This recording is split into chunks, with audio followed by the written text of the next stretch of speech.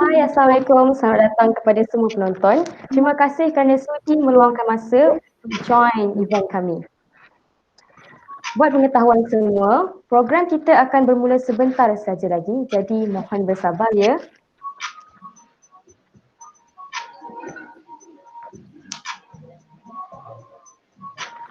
Di kesempatan ini, saya ingin menjemput anda semua untuk follow IG di Bankers Club.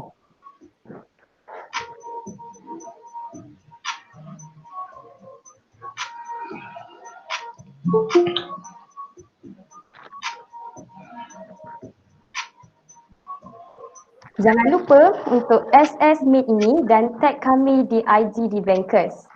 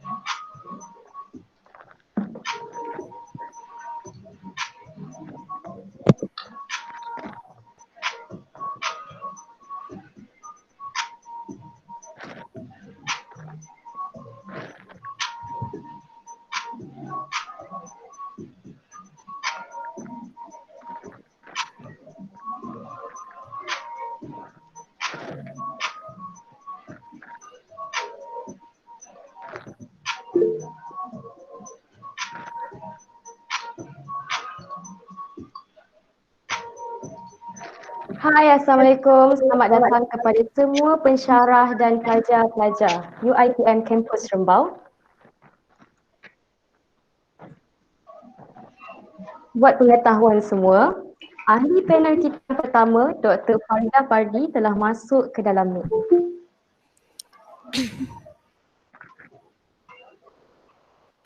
Assalamualaikum. Waalaikumsalam. Selamat petang semua. Selamat petang, Doktor. Selamat petang, Dr. Doktor. Farida. Selamat petang, Doktor. Hai. Sihat, Doktor? Alhamdulillah sihat. Sihat semua? Sihat, Alhamdulillah. Sihat. Ramai student saya dalam ni. Saya student, Doktor. Doktor. Ya, ramai student saya ni. Saya ni Iman Hakim. Okey.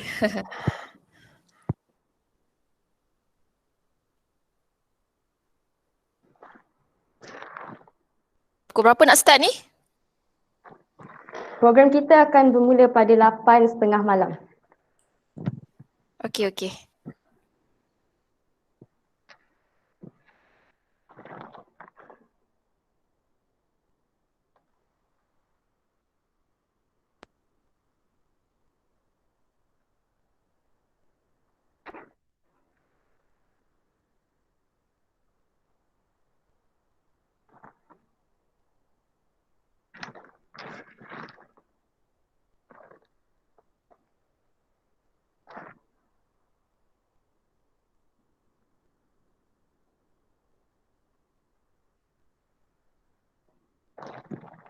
Selamat datang diucapkan kepada semua pelajar yang baru saja masuk.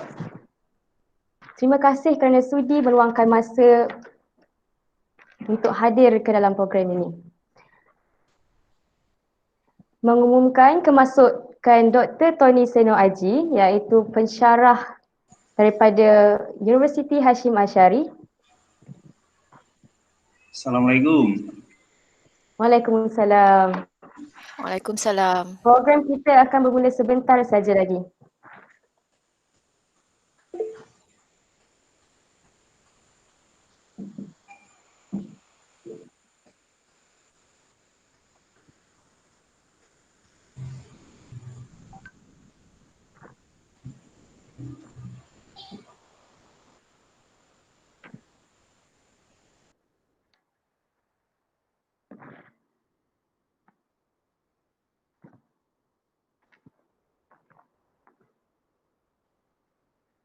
Hai semua, selamat datang kepada para pelajar yang baru saja masuk. Program kita akan bermula sebentar saja lagi.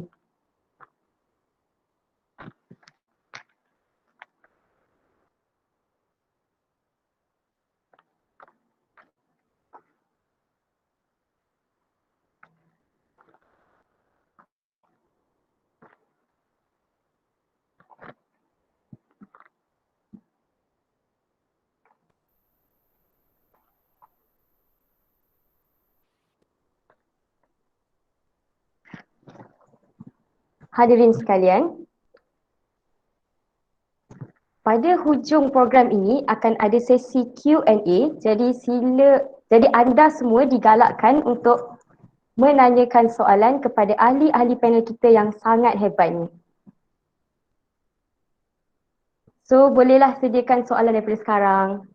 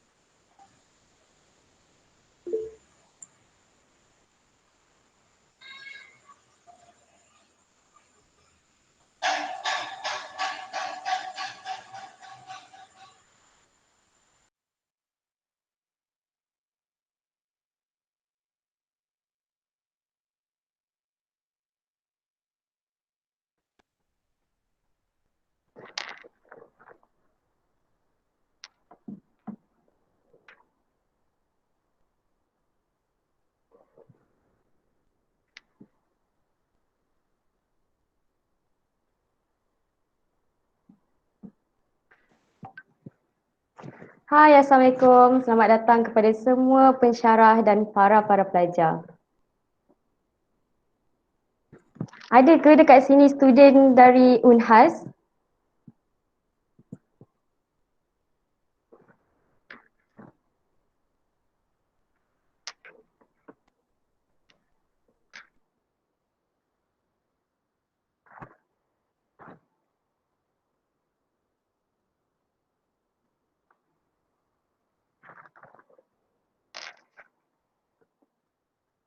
Selamat datang.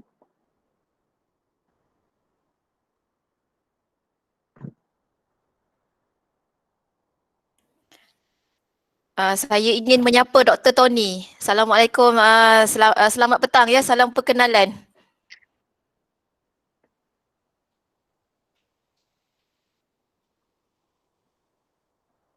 Salam kenal ya Dr. Tony. Ya, salam kenal Dr. Farida. Ya. Saya Tony Seno Aji. Ya, saya Farida. Ya. Semoga selepas ni kita mungkin boleh berhubung lagi untuk kerjasama yang lebih. Saja. Ya.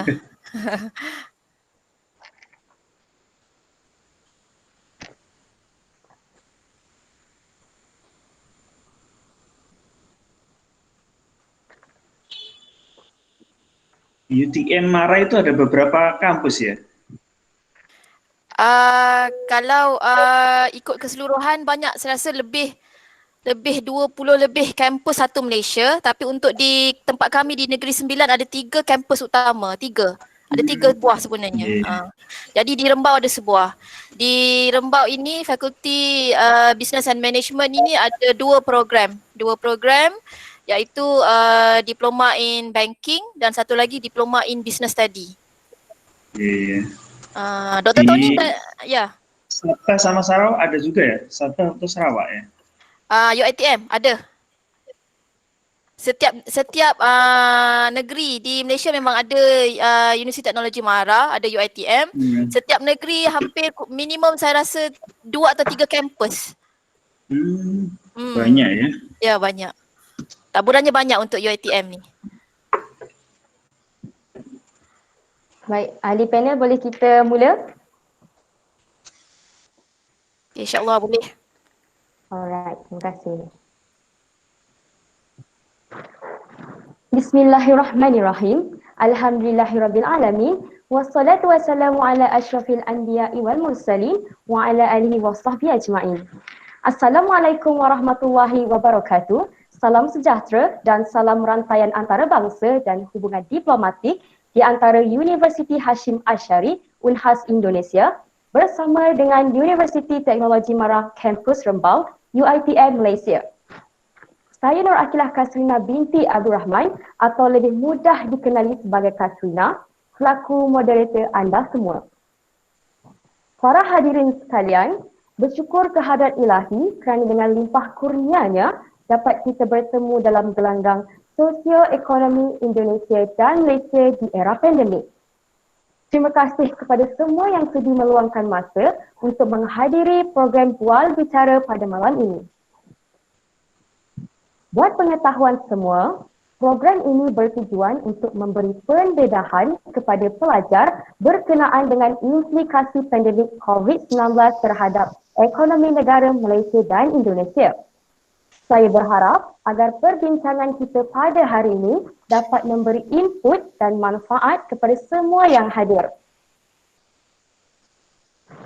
Sebelum kita meneruskan forum kita pada malam ini dengan lebih mendalam, marilah kita bersama-sama berkenalan dengan kedua-dua ahli panel kita yang sangat hebat dan cukup berpengalaman. Ahli panel kita yang pertama, Dr. Tony Seno Aji yang merupakan Dekan Fakulti Ekonomi Universiti Hashim Ash'ari Unhas Indonesia. Apa khabar, Doktor? Alhamdulillah, baik. Alhamdulillah. Buat pengetahuan semua, Dr. Tony mempunyai banyak pengalaman dan antaranya ialah beliau telah menulis artikel ilmiah yang berasaskan ekonomi dari tahun 2010 sehingga 2019. Bukan itu sahaja, beliau merupakan salah seorang tulang belakang yang telah menghasilkan buku yang bertajuk Transformasi Paradigma Pembangunan Ekonomi pada tahun 2014. Baik hadirin, seterusnya, ahli panel kita yang kedua ialah Dr. Faridah Pardi yang merupakan pensyarah kanan UiTM Kampus Rembau.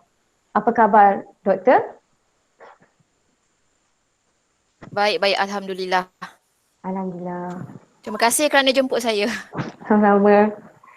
Beliau tidak kurang sama hebatnya apabila beliau telah memenangi Best Presenter Award dalam program Advance in Economic and Business Issue Research International Conference pada tahun 2016.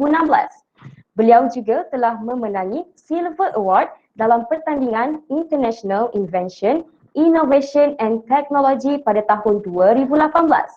Jadi, mari kita mulakan perbincangan kita dengan soalan yang pertama.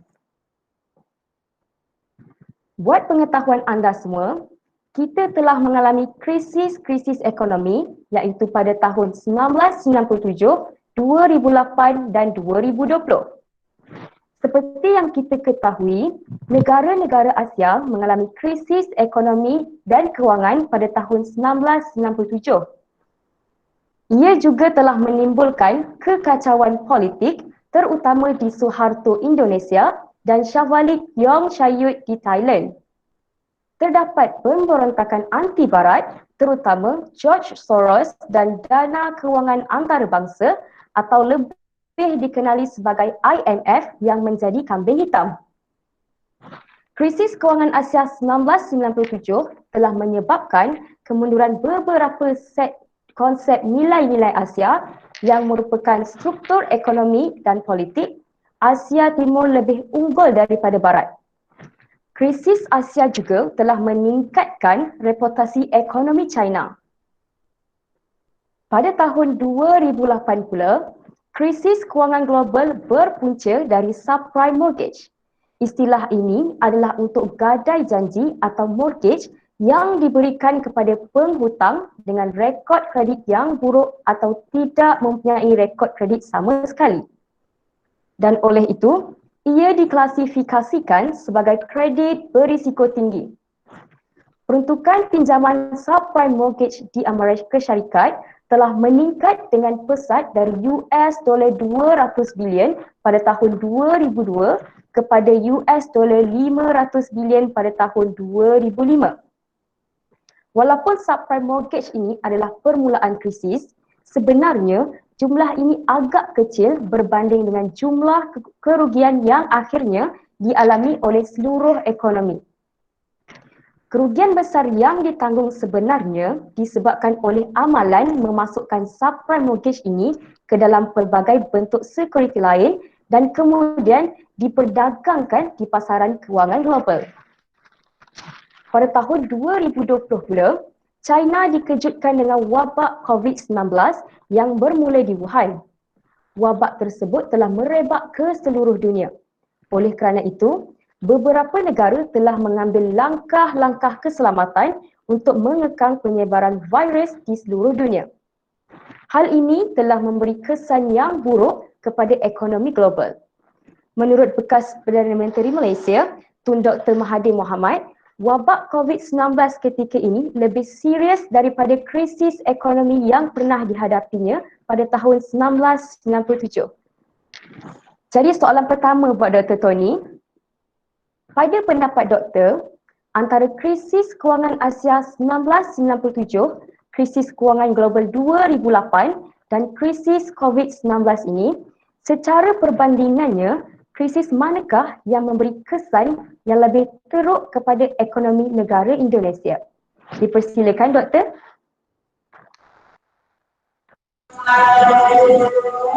Terima kasih. Mohon maaf lagi azan di tempat saya ini. Azan Isya.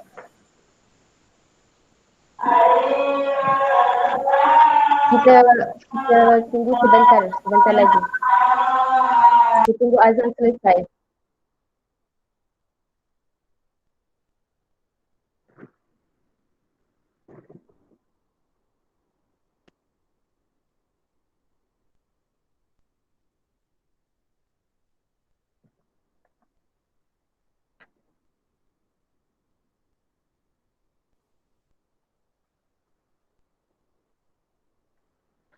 Setelah selesai azan di tempat Dr. Tony boleh teruskan dengan jawapannya. Hadirin sekalian, kita beri laluan kepada azan yang berkumandang di Indonesia.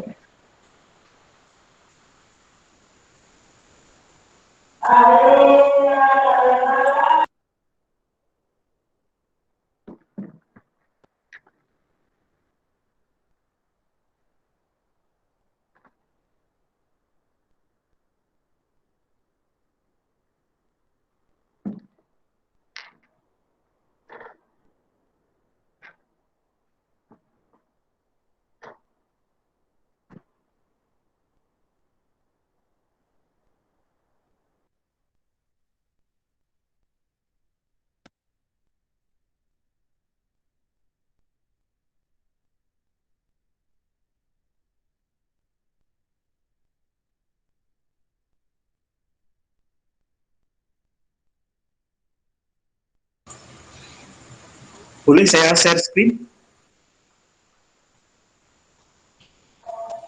Boleh doktor, dipersilakan.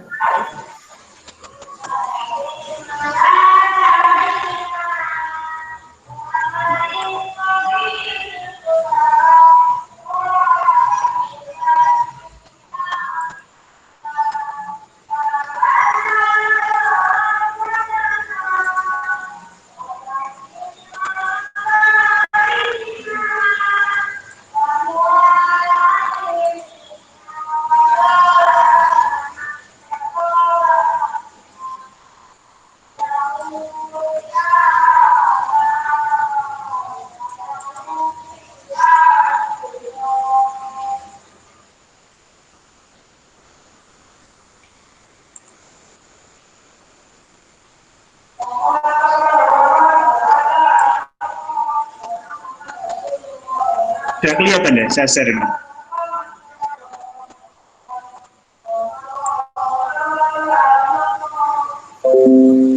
Okey.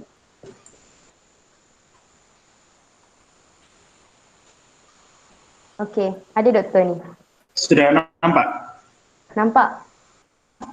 Ya. Jadi ada perbedaan ya antara krisis tahun 98, 2008 dan 2020 saat ini. Dilihat dari sisi penyebabnya tadi sudah dijelaskan oleh pihak moderator bahwasanya kalau tahun 98 itu karena ada Asian Financial Crisis, kemudian tahun 2008 itu US Supreme Mortgage, dan tahun 2020 ini adalah karena faktor coronavirus. Jadi dampak ekonominya itu ketiga-tiganya memiliki dampak ekonomi ya. Cuman untuk tahun 2020 selain dampak ekonomi juga ada dampak pada sisi kesehatan.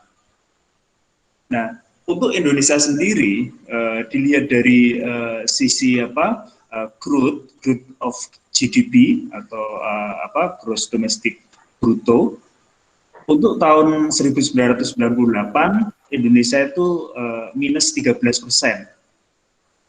Nah, sedangkan tahun 2008 itu masih tumbuh atau masih mengalami pertumbuhan sebesar 6,1%. Dan untuk tahun 2020 ini diperkirakan sekitar minus 0,6%. Itu untuk kuartal keempat. Jadi kalau untuk di Indonesia sendiri, untuk kuartal pertama kita itu masih positif ya, masih positif. Kemudian kuartal kedua itu kita minus sekitar 5,3, dan kuartal ketiga itu kita minus 3,49% untuk GDP-nya. Nah, dilihat dari sisi inflasi juga sangat berbeda jauh ya. Untuk tahun 98 kita inflasi sampai 78%. Sedangkan tahun 2008 inflasi di Indonesia 11,6%, dan tahun 2020 sebesar 3,2%. Ya mungkin dibandingkan dengan Malaysia, kalau Malaysia tahun 98 tidak begitu berdampak ya, karena secara di Asia itu yang paling berdampak, paling besar itu adalah Indonesia, yang kemudian yang kedua itu Thailand, yang ketiga Korea Selatan gitu ya. Kalau Malaysia tidak begitu berdampak. Oleh karena itu wajar kalau misalnya mantan Perdana Menteri dari Malaysia, Datuk Mahathir Mohamad, itu mengatakan bahwasanya krisis tahun 2020 ini lebih parah dibandingkan dengan krisis tahun 98. Namun kalau di Indonesia secara ekonomi dari stabilitas, terus kondisi perekonomian, kondisi sosial, politik itu ya lebih berat tahun 98. Terus dari sisi nilai tukar kita atau exchange rate-nya Indonesia dibandingkan dolar itu melemah sampai mendekati 4 kali lipatnya itu ya.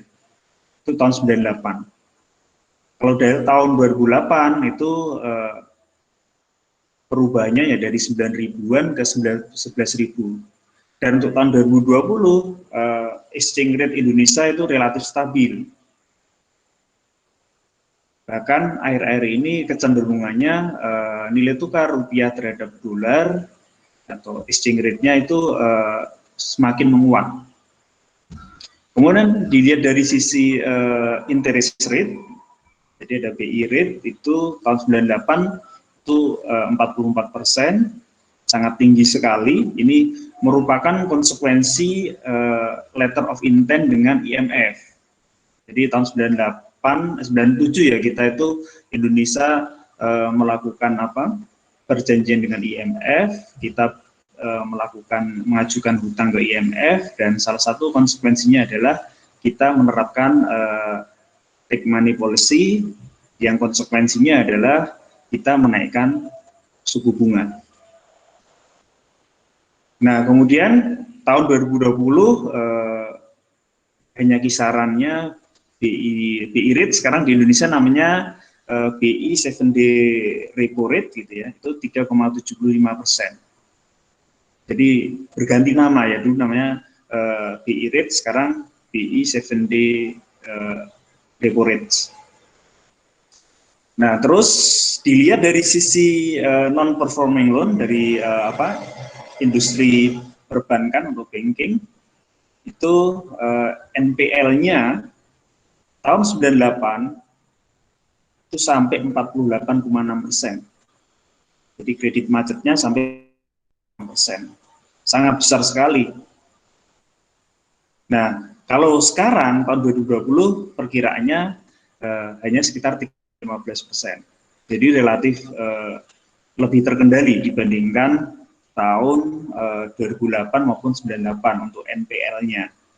Kemudian untuk capital adequacy ratio untuk sektor perbankan itu tahun 98 minus 15,7, tahun 2008 sekitar 16,8, dan tahun sekarang itu relatif lebih bagus, yaitu 23%. Jadi sektor banking di Indonesia itu sudah belajar dari kasus di tahun 98, 2008, sehingga mereka lebih prudent, gitu ya, lebih berhati-hati dalam melaksanakan bisnis bankingnya. Nah, ini gambaran debt to GDP dari Indonesia, jadi rasio utang pemerintah terhadap GDP. Jadi kalau kita perhatikan tahun 98 tuh kita melonjak sangat tinggi, hampir 2 kali lipatnya itu ya. Ini tadi imbas dari kita hutang ke IMF, kemudian ya banyak kejadian lah di tahun 98 gitu ya. Di situ ada krisis politik juga. Jadi ada penurunan dari presiden waktu itu, yaitu Bapak Soeharto. Terus ada kerusuhan juga tahun 98, sehingga tahun 97-98 itu merupakan krisis multidimensional. Jadi tidak hanya ekonomi tapi juga sosial, keamanannya juga sangat mencekam gitu ya. Sehingga tahun 98 merupakan tahun yang berat bagi Indonesia. Dan proses recovery dari krisis tahun 98 itu juga berjalan sangat lama gitu ya. Sampai zaman presidennya Bapak Susilo Bambang Yudhoyono. Jadi beberapa kali ganti presiden. Jadi mulai Bapak Soeharto, kemudian ganti Bapak B.J. Habibie untuk presiden ketiganya, terus selanjutnya diganti oleh Bapak Abdurrahman Wahid, selanjutnya Ibu Megawati, dan Bapak Susilo Bambang Yudhoyono, gitu ya. Jadi proses recovery-nya sampai beberapa kali pergantian presiden untuk tahun krisis tahun 98. Nah, kemudian jadi kemudian dari tahun 2000-an rasio debt to GDP dari Indonesia itu semakin menurun gitu ya, dan sampai sekarang gitu ya posisinya yang paling kanan ini gitu ya. Jadi itu gambaran dari kondisi krisis tahun 98, 2008 dan 2020 gitu ya. Jadi mungkin secara nominal debt to GDP Indonesia meningkat tajam gitu ya dibandingkan tahun-tahun sebelumnya, tetapi ketika kita membandingkan dengan GDP-nya Indonesia, maka perubahannya tidak begitu kelihatan ya. Antara tahun 2008 sampai tahun 2020 itu perubahannya hanya sekitar 4%, tapi kalau secara nominal itu sudah sangat besar sekali. Oke, itu mungkin paparan dari kami terkait dengan kondisi krisis tahun 98, 2008 maupun 2020 gitu ya. Saya kembalikan ke moderator.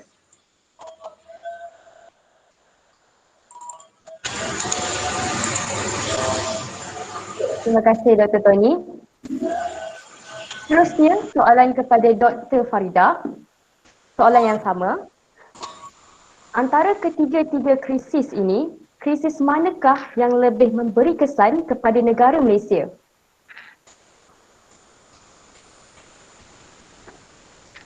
Okey, terima kasih. Terlebih dahulu saya ucapkan kepada moderator yang cantik manis malam ni. Okey, izinkan saya untuk tutup kamera lah biasa, sebab kalau saya mengajar pun student saya tahu saya memang jarang nak buka kamera.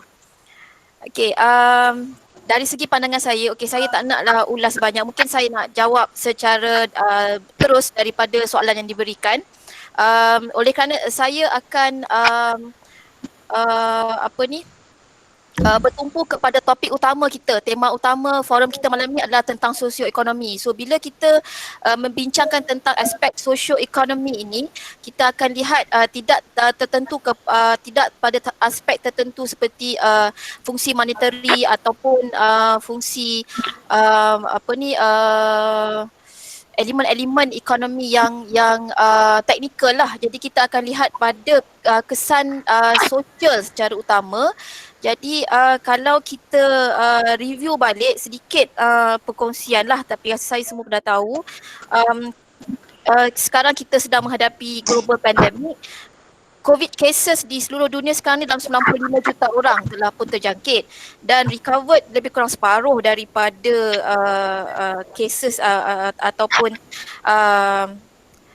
COVID cases ini. Dalam 52 juta orang telah sembuh, di mana merekodkan sebanyak 2 juta. Okey, bila kita nak relate krisis ekonomi yang berlaku kesan daripada COVID-19 ini, sebenarnya memanglah Malaysia sendiri mengalami seperti dalam soalan krisis keuangan Asia tahun 1997, krisis keuangan global 2008 dan juga yang sekarang sedang berlaku adalah krisis COVID-19. Pada pandangan saya, situasi dia agak berbeza kerana krisis ekonomi yang diakibatkan oleh pandemik ini tidak begitu paralel dengan apa yang berlaku kepada beberapa krisis keuangan atau krisis ekonomi yang terdahulu. Okey, sebab dia disertakan dengan wabak pandemik lah. Okey, yang paralel pada pendapat saya, dan saya memang selalu relate benda ni, adalah peristiwa yang berlaku 100 tahun yang lalu, iaitu Spanish flu. So itu menyebabkan memang global economic recession dan seterusnya selama lebih kurang 10 tahun. Kesan itu berterusan sehinggalah membawa kepada World Great Depression in year 1929. Okay, kejatuhan ekonomi memang dipanggil the World Greatest Depression, menyebabkan kejatuhan yang teruk dalam demand. Okey, ni kalau yang belajar ekonomi memang tahulah, dalam circular flow of income sendiri daripada Keynes Economics sendiri menyatakan semua tu berpunca daripada consumption. So lower the decline in consumption, memang demand akan mengakibatkan kitaran ekonomi itu akan terganggu. Jadi bila kita lihat pada keadaan di Malaysia sekarang ini, kes COVID kita semakin meningkat kan. Jadi pada saya lah kesan, of course kita belajar daripada apa yang berlaku 100 tahun yang lalu. Spanish flu ataupun influenza pandemik ini, dia hampir lebih kurang sama dengan apa yang berlaku sekarang. Okay? Bagaimana dia menyebabkan populasi dunia merosot ketika itu disebabkan kematian dalam lebih kurang 20 juta. Okey, sedangkan dalam peperangan dunia pertama, First World War adalah tahun 1914 hingga 1917, dan itu cuma dalam 9 juta orang saja yang meninggal dunia lah yang akibat peperangan. Tapi semasa wabak influenza 1918 ini 20 hingga 50 juta estimation. Okey, jadi kesannya terlalu lama. Saya rasa lebih membawa kepada hampir 10 tahun lebih lah. Okay, jadi ramai pakar ekonomi yang menjangkakan kesan daripada wabak ini memang akan melibatkan kesan jangka panjang lah. Okay, so bila saya ulas relate kepada kesan sosioekonomi pula, okay, dia akan menyebabkan impact yang besar terhadap population. So umum mengetahui population adalah relate to human resource, manpower, relate to employment. So ini akan relate kepada labour force sesebuah negara. Jadi labour force tu adalah memang unit asas ekonomi kan, yang menjana production. Memang dia adalah labor tu lah salah satu factors of production. Jadi when we talk about human resources ni adalah penting lah untuk kita menjaga kelestarian dalam human capital kita ni sebenarnya. Okay, so untuk menjamin kesan ini tidak begitu teruk berbanding apa yang telah berlaku pada 100 tahun yang lalu. Okey, bila kita buat comparison pula dengan krisis-krisis ekonomi yang berlaku sebelum ini, apa yang berlaku pada 1997, okay, kalau nak mengupas semula lah apa yang Dr. Tony ada bincangkan tadi, perbandingan yang dibuat oleh Dr. Tony tu memang sangat tepat lah. Okay? Memang Malaysia terkesan juga, antara negara yang terkesan, cuma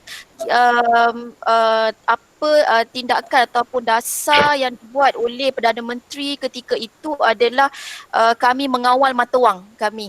Okay, sebab krisis kewangan Asia pada tahun 1997 itu mainly was caused by speculations on currency. Okay, speculations on Asian currency yang menyebabkan berlakunya kejatuhan drastik mata wang negara-negara Asia yang kalau ikut pembacaan dan study saya lah, bermula daripada Thailand lah. Okay, kejatuhan mata wang baht yang paling teruk sekali. Dan ada sesetengah negara di negara Asia ini terpaksa menambahkan dana dalaman mereka dengan membuat pinjaman luar. Okey, dengan IMF lah terutamanya. So kerajaan Malaysia telah bertindak untuk mengawal secara dalaman dahulu, cuba untuk tidak membuat sebarang hutang luar pada masa krisis kewangan Asia itu, dan kelihatan hasilnya agak terkawal lah. Okey, terkawal dia punya kesan krisis kewangan Asia itu. Dan kemudian salah satu lagi cara ataupun langkah yang kerajaan Malaysia telah ambil adalah dengan membuat currency pegging. Currency pegging tu maksudnya kita telah meletakkan ataupun kita appreciate, kita naikkan nilai ringgit kita against $1 lah. Okay, meletakkan nilai yang tinggi iaitu kepada RM3.80 untuk $1. Kalau tidak dikawal, nilainya akan lebih jatuh ketika itu. Okay, so itu adalah untuk kesan krisis kewangan Asia lah, yang mengambil masa lebih sebenarnya kurang daripada 10 tahun pun sebenarnya untuk berubah ataupun disembuhkan ataupun dikurangkan dia punya kesan kejatuhan itu. Ekonomi meningkat semula pada tahun awal tahun 2000, 2001, 2002 macam tu, bila kita lihat permintaan semakin meningkat. Okey, dan ketika itu kadar faedah juga naik pada awal tahun 2000, kadar pinjaman interest rate pada pinjaman telah meningkat. So itu menunjukkan ekonomi telah mula bertambah baiklah. Okey, kemudian untuk krisis ekonomi seterusnya, krisis kewangan global ini adalah kesan daripada external economies seperti ekonomi dari US lah, iaitu subprime subprime depreciation yang subprime asset yang menyebabkan disebabkan oleh kemerosotan dalam kejatuhan kualiti subprime asset, di mana pembiayaan terhadap dana hartanah diberi dengan secara berleluasa, menyebabkan kejatuhan banyaklah aset kewangan yang menyebabkan NPL yang tinggi. So itu adalah kesan daripada global yang akhirnya membawa external shock juga kepada ekonomi Malaysia. So menyebabkan ekspor Malaysia juga merosotlah, tapi kesan dia pun tidak begitu jatuh, sebab kalau kita lihat pada economic cycle, setiap 10 tahun memang akan berlaku kejatuhan ekonomi. Cuma dia punya kejatuhan tu kita perlu pantau sama ada kejatuhan itu adalah lebih the decline ataupun the economic recession ataupun economic disturbance itu kejatuhannya tidak terlalu rendah berbanding kejatuhan sebelum-sebelumnya. Okey, jadi apa yang kita patut sandarkan sekarang ialah bagaimana tindakan yang patut kita contoh atau kita belajar daripada menangani krisis ekonomi berpunca daripada pandemik seperti yang telah berlaku 100 tahun yang lalu. Okey, bagaimana mobiliti tenaga buruh tidak dimanfaatkan sepenuhnya yang menyebabkan berlaku penyusutan dalam penawaran buruh dan seterusnya menyebabkan kejatuhan dalam production. Jadi kesan ini memang dikatakan mungkin mengambil masa, but anyhow saya mengambil pendekatan secara neutral. Saya percaya mana-mana negara pun akan mengambil pendekatan yang terbaik lah untuk melindungi tenaga kerja mereka dan juga untuk memastikan kesan ini tidak berlarutan. Saya rasa itu saja kot jawapan ulasan daripada saya. Kematian daripada COVID ini pun semakin tinggi kalau untuk di Malaysia. Satu lagi saya lupa nak tambah. Maaf kalau kesan secara global, saya lihat daripada statistik top 4 negara yang terkesan ataupun tinggi kadar kematian dan jangkitan adalah USA, India, Brazil dan Rusia. So kalau tengok USA ni memanglah negara dia besar. Okey, kalau dan dia juga ekonomi yang terbesar lah. Okey, dan yang saya agak concern ialah kesan daripada jangkitan yang terlalu tinggi di negara seperti India, Brazil dan Rusia. So kalau mungkin boleh nanti browse through. Okay, India, Brazil, Rusia dan China ni BRICS economy. BRICS economy ni antara ekonomi yang terbesar di dunia. Jadi dia pun apabila kita tengok dalam masa beberapa tahun ni, jika ekonomi negara-negara BRICS ini terkesan, adakah impak dia kepada ekonomi serantau, terutamanya negara-negara ASEAN lah yang macam biasalah kita memang banyak bergantung dari segi international trade dengan negara-negara ini. Okey, dan saya rasa itu saja daripada saya, ulasan. Terima kasih. Terima kasih Dr. Farida. Seterusnya soalan kepada Dr. Tony.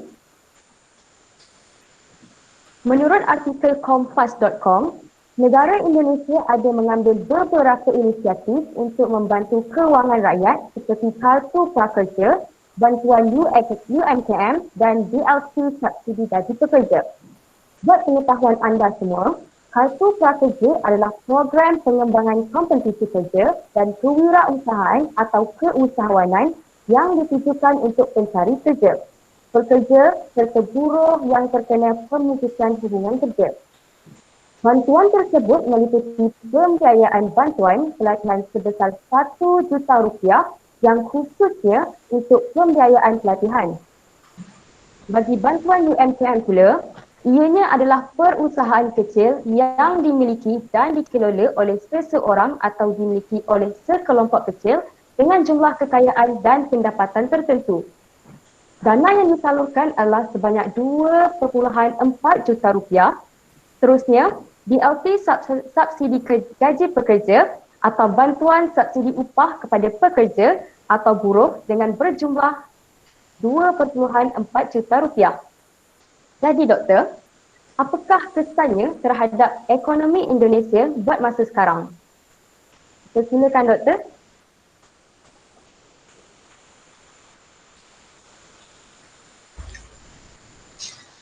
Baik, jadi pandemi COVID-19 di Indonesia ini telah berujung pada krisis, tidak hanya krisis ekonomi ya, juga termasuk krisis sosial, kesehatan dan sebagainya. Dan dampak dari COVID-19 ini sudah dirasakan oleh seluruh lapisan masyarakat, terutama masyarakat yang miskin gitu ya, yang kemampuan finansialnya itu kurang. Jadi ada perbedaan ya karakter antara krisis COVID-19 sekarang ini tahun 2020 dengan krisis yang sebelumnya. Kalau krisis-krisis sebelumnya, terutama tahun 98, 2008, itu yang paling berdampak justru pihak-pihak korporat gitu ya. Jadi perusahaan-perusahaan besar yang berafiliasi dengan sektor keuangan, perbankan gitu, yang berafiliasi dengan finansial, Jadi mereka banyak punya utang gitu ya, sehingga di situ terjadi masalah keuangan terhadap mereka. Dan pada tahun berapa 98 untuk UMKM itu micro, small and medium enterprise itu justru menjadi penyelamat gitu ya. Jadi menjadi penopang dari perekonomian di Indonesia tahun 98. Akan tetapi untuk tahun 2020 ini UMKM atau micro, small and medium enterprise tadi juga ikut terdampak gitu. Karena memang dampak dari pandemi COVID ini tidak hanya mengganggu dari sisi demand saja, tapi juga dari sisi supply. Jadi ada dua permasalahan, baik supply maupun demand. Sehingga dampaknya adalah banyak orang yang kehilangan pekerjaan, kemudian karena permintaannya turun, otomatis produksi juga akan berkurang gitu ya. Produksi dari sektor manufaktur juga berkurang. Nah, sehingga di situ akan semakin menaikkan tingkat kemiskinan masyarakat di Indonesia. Jadi menurut perkiraan dari atau prediksi dari INDEF, Institute for Development of Economics and Finance, itu kemiskinan di Indonesia itu meningkat sebesar menjadi 10,34% gitu ya. Jadi 10,34%. Jadi kalau misalnya penduduk Indonesia sekarang itu sekitar 270, nah 10%-nya kan sudah sangat besar sekali gitu ya. Berarti sekitar 20 juta lebih gitu ya, 27 jutaan. Oleh karena itu, untuk mengatasi kondisi tadi, otomatis perlu adanya program jaring pengaman sosial atau bantuan-bantuan sosial. Oleh karena itu, program dari pemerintah tadi ada kartu prakerja, kemudian bantuan sosial UMKM, kemudian subsidi atau transfer untuk pekerja, itu sangat besar manfaatnya bagi masyarakat di Indonesia. Dan selain ketiga program itu tadi, ada juga program lain yang sebenarnya sudah berjalan sebelum adanya COVID, yaitu program Keluarga Harapan dan bantuan pangan yang besarannya mungkin nggak seberapa gitu ya kalau dikhususkan dalam ringgit Malaysia, tetapi kalau di Indonesia sudah sangat lumayan, yaitu sebulannya 300.000 per bulan. Jadi kalau bagi penduduk miskin di Indonesia 300.000 per bulan, 300.000 rupiah per bulan itu sudah paling tidak bisa digunakan untuk membeli beras gitu ya. Jadi akhirnya bantuan sosial tadi akan menjadi tumpuan dari masyarakat miskin dan rentan miskin gitu ya. Terus itu bisa membantu untuk memenuhi tingkat minimum kehidupan yang layak, termasuk memenuhi tingkat nutrisi dari masyarakat, dan juga bisa mengantisipasi berbagai risiko sosial atau dampak sosial. Dan secara ekonomi, program transfer atau subsidi dari pemerintah tadi, atau bantuan dari pemerintah tadi, itu juga bisa menjaga daya beli masyarakat, jadi bisa meningkatkan daya beli masyarakat. Nah, ketika daya beli masyarakat meningkat, otomatis nanti perekonomian akan bergerak. Jadi secara tidak langsung transfer atau bantuan dari pemerintah tadi itu bisa menggerakkan perekonomian. Jadi intinya seperti itu. Terima kasih. Baik, terima kasih Dr. Tony. Apa yang saya dapat simpulkan adalah disebabkan kadar kemiskinan Indonesia meningkat, jadi bantuan-bantuan yang diberikan oleh kerajaan Indonesia itu sendiri sedikit sebanyak dapat membantu masyarakat Indonesia. Betul Dr. Tony? Ya, betul. Alright, terima kasih. Baik, seterusnya.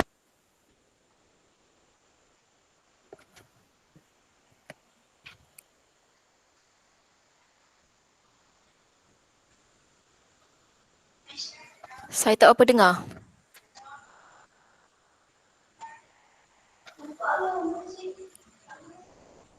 Mic tutup, mic tutup. Saya tak Maaf. dengar moderator. Terima kasih. Okey, boleh dengar? Okey, boleh. Baik. Okey, seterusnya Dr. Farida. Negara Malaysia juga telah mengambil beberapa inisiatif seperti moratorium dan bantuan sara hidup rakyat. Moratorium merupakan penangguhan rasmi bayaran angsuran bulanan daripada pembayar kepada pihak bank tanpa charge penalti atau denda. Ini bermakna pelanggan bank tidak perlu membayar angsuran bulanan untuk peminjaman mereka selama tempoh 6 bulan dan akan bersambung setelah tamat tempoh moratorium. Bagi bantuan sara hidup rakyat pula, ia merupakan satu bantuan daripada kerajaan yang ditujukan kepada beberapa kategori penerima yang telah dikenal pasti. Kenyataan tersebut diperoleh daripada laman sesawang rasmi Pejabat Perdana Menteri dan Amanah Saham Nasional Berhad atau ASNB. Jadi doktor, jika PKP dan bantuan ini dilanjutkan, apakah impak jangka masa panjang kepada ekonomi negara Malaysia? Hal ini kerana sekiranya dalam tempoh masa sebulan, lebih kurang dalam 106 bilion bank akan mengalami kerugian. Adakah negara mampu untuk menampung kewangan dan ekonominya? Dipersilakan doktor. Okey, terima kasih moderator. Okey, saya agak concern, saya agak ni sikitlah dengan soalan ni yang menyebut 106 bilion bank, 106 bilion ringgit ke dalam nilai wang ke atau macam mana ni yang mengalami kerugian ni? Wang. Maaf doktor. Wang. 106 bilion ringgit lah bank akan mengalami kerugian. Okey, kenyataan ni saya kurang pasti daripada mana agaknya dapat kenyataan menyatakan 106 bilion bank sebab pada pendapat saya moratorium ini hanyalah penundaan bayaran balik. Okey, of course bank akan mengalami sedikit lagging dalam 6 bulan atau tambah lagi 6 bulan untuk dos yang terkesan bersasar lah. Okey, atas kadar keuntungan daripada kadar faedah yang boleh mereka kenakan lah. Okey, jadi pada pendapat saya dari segi, okey, saya ulas pertama sekali isu pemberian bantuan lah, okey, bantuan sara hidup untuk rakyat ataupun golongan bersasar ini. Okey, seperti mana yang kita tahu, konsep pemberian bantuan ini sememangnya adalah merupakan bayaran pindahan yang kerajaan berikan kepada golongan tertentu yang merupakan salah satu cara ataupun strategi dalam agihan pendapatan lah untuk menyeimbangkan untuk dapatkan equitable income distribution among citizen. So nama pun bantuan sara hidup ni memang dah bertukar-tukar kalau di Malaysia ni dalam macam-macam pelbagai bentuk dan untuk terkini bantuan sara hidup ni dilihat lebih menyeluruh lah dan bersasar tapi lebih menyeluruh merangkumi mereka yang terkesan bukan saja kepada isi rumah berpendapatan rendah tapi juga kepada golongan yang terjejas secara langsung ataupun tidak langsung kesan daripada pandemik ini. Okey, jadi kalau kita nak lihat kepada tanggungan kerajaan lah dalam memberikan bantuan sara hidup ni, pada pandangan saya lah memang kerajaan telah meneliti keupayaan kantung perbelanjaan negara sebenarnya. Kalau kita belajar semua, saya faham semua belajar makroekonomi kan. Okey, bagaimana perbelanjaan kerajaan terbagi kepada dua, perbelanjaan mengurus operating expenditures and also development expenditures.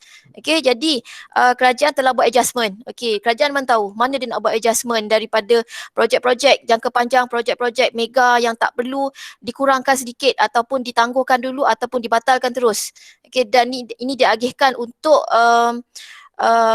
mengukuhkan ekonomi dalam jangka pendek ini, at least untuk mengurangkan tekanan semasa lah kesan daripada pandemik sekarang ini, yang mana lockdown ini kebanyakan negara di dunia ni pun mengalami mengamal ataupun melaksanakan lockdown ataupun partial lockdown. Jadi ini memang memberi kesan tekanan lah kepada ekonomi domestik dan juga ekonomi global. Jadi kalau kita mengulas balik kepada bantuan kerajaan, bantuan sara hidup yang diberikan kepada kerajaan, pada pandangan peribadi saya sendirilah, saya tak rasalah ia akan memberi kerugian ataupun kesan yang ketara kepada kerajaan, sebab kerajaan dia membuat belanjawan, jadi dia dah ada dia punya safety net dia untuk mengagihkan bantuan kepada golongan yang terkesan dan golongan bersasar. Okey, itu berkenaan bantuan sara hidup atau bantuan kerajaan. Saya rasa tak perlulah saya ulas kot apa jenis bantuan, sebab memang banyak untuk golongan pekerja yang diberhentikan, subsidi untuk subsidi upah untuk majikan, itu belum lagi bantuan one off kepada yang terkini hari ini, bantuan one off kepada pengusaha kenderaan sekolah dan juga insentif untuk frontliners. Ini sebenarnya untuk motivate lagi lah, untuk menggalakkan, untuk memberi motivasi dan juga menyuntik semangat kepada golongan frontliners. So itu merupakan satu suntikan. So kita tahu transfer payment ni adalah satu suntikan lah, ataupun perbelanjaan kerajaan merupakan satu suntikan kepada ekonomi. Okey, jadi daripada mana hasil suntikan itu diambil? Of course, kalau ikut daripada circular flow of income, datang daripada punca utama pendapatan kerajaan, iaitu taxation. Okey, jadi mungkin selain daripada pendapatan negara ni, selain daripada taxation, dan kita tak dapat elak, mungkin ada sedikit juga daripada domestic borrowings pun ada juga. Okey, jadi itu adalah semua adalah antara sumber pendapatan negara yang kemudian disalurkan untuk menyuntik dana ke dalam ekonomi, yang merupakan yang akan menambahkan lagi aliran lah dalam aliran kewangan dalam ekonomi negara. Okey, dari segi moratorium, moratorium bank, kalau kita refer balik dalam salah satu topik money supply. Okey, bila kita bincangkan tentang money supply, ia akan melibatkan SRR. Okay, statutory reserve requirement. Statutory reserve requirement ni nisbah reserve berkanun ini merupakan satu portion atau aset yang perlu diketepikan, yang ditetapkan oleh bank negara ke atas semua institusi perbankan. Kalau yang primer di sini ialah commercial banks lah, sudah tentu. Bagaimana size of SRR ni akan menentukan size of money supply. Maksudnya the loanable funds available to the borrowers. Jadi impactnya ialah, kesannya ialah untuk menggalakkan lagi pertambahan money supply ini, kerajaan harus menurunkan SRR. Jadi di tengah-tengah berlakunya pandemik ini, sebenarnya kerajaan ingin merancang lagi ekonomi domestik. Jadi salah satu cara ialah menggalakkan consumption, ataupun demand. In order to generate demand or consumption, money supply has to be increased. So maknanya government has to implement expansionary monetary policy. Selain daripada expansionary fiscal policy. Expansionary fiscal policy adalah salah satu cara tadi. Tadi itulah yang dia kerajaan memberi bantuan sara hidup dan sebagainya. Itu adalah fiscal policy which is directly from the government. Another soalan kedua adalah berkenaan moratorium kan. Ini adalah sebenarnya one of the ways lah ataupun tools under monetary policy, which is to expand the economy by having to increase the money supply. To increase money supply, several tools can be implemented, either to lower down the SRR, meaning that the commercial banks will now have more size of loanable funds, that is now it became easier to make loans. And if banks feel insecure untuk menyimpan ataupun release dia punya excess reserve, mungkin pinjaman akan jadi lebih ketat.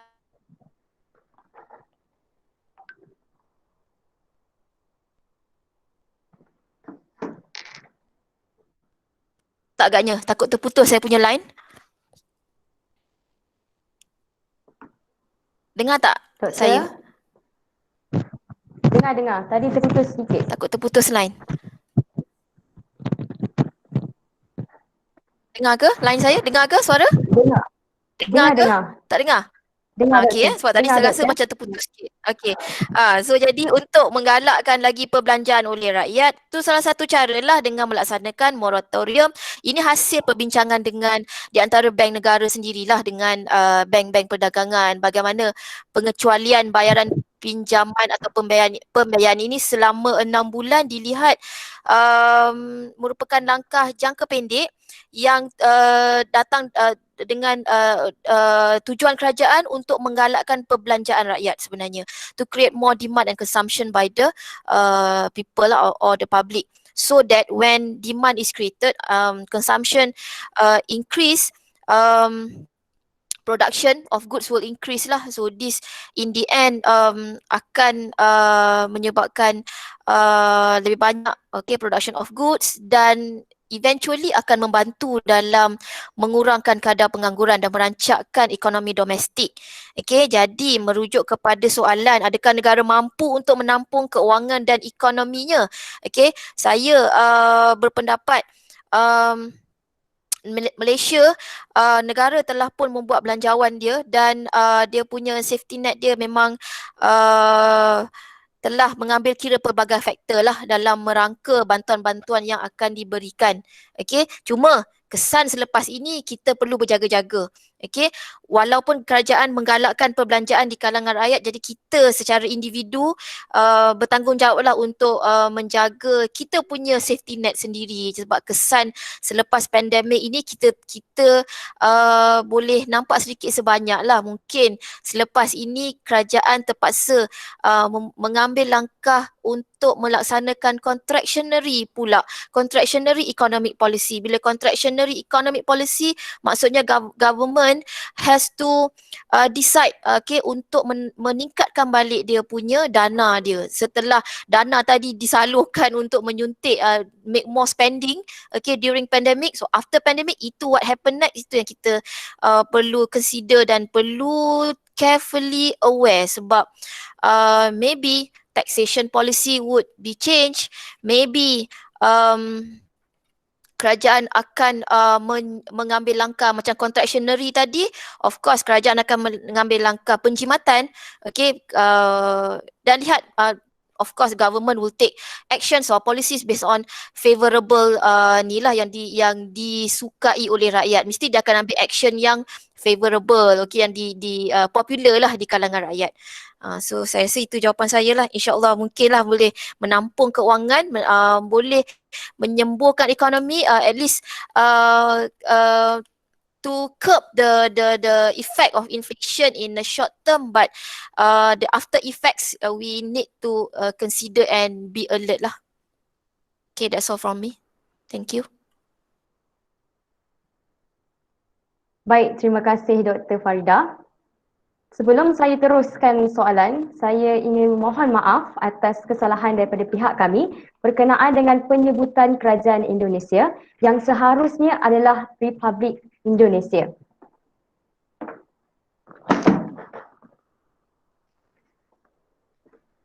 Baik, soalan yang seterusnya, kita beralih pula kepada topik pengangguran. Dr. Farida, menurut laporan daripada Sinar Harian pada Julai 2020, kadar pengangguran terus meningkat 0.3% bagi perbandingan bulan ke bulan kepada 5.3%, berikutan bilangan pengangguran bertambah sebanyak 47,300 kepada 826,100 orang. Perkara ini semestinya menimbulkan kegusaran kepada graduan yang baru saja menamatkan pelajaran. Lebih-lebih lagi, pelajar yang ingin membuat latihan industri juga turut ditolak oleh sesetengah syarikat. Persoalannya, Doktor, ramai di antara pelajar yang membuat keputusan untuk tidak menyambung pengajian ke peringkat yang lebih tinggi. Mereka juga telah mengambil jalan untuk terus bekerja atau memulakan perniagaan. Hal ini kerana Mereka tidak yakin akan peluang kerajaan yang akan mereka dapat setelah menamatkan pengajian. Mungkin dari kacamata seorang pensyarah, bolehkah doktor mengulas mengenai trend ataupun situasi mengenai perkara ini? Dipersilakan Dr. Farida.